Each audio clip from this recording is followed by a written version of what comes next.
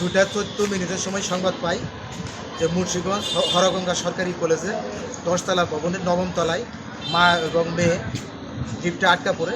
তাৎক্ষণিক সংবাদ পেয়ে মুন্সিগঞ্জ ফায়ার স্টেশনের 2টি ইউনিট দ্রুত ঘটনাস্থলে এসে আমাদের অত্যাধুনিক যন্ত্র স্প্রেডার ব্যবহার করে আমরা দ্রুততম সময়ে উদ্ধার করতে সক্ষম হই। তবে মা এবং মেয়ে দুইজনই সুস্থ আছে। মেয়েটির বয়স 2 বছর, তবে বড় ধরনের দুর্ঘটনা থেকে রক্ষা পেয়েছে।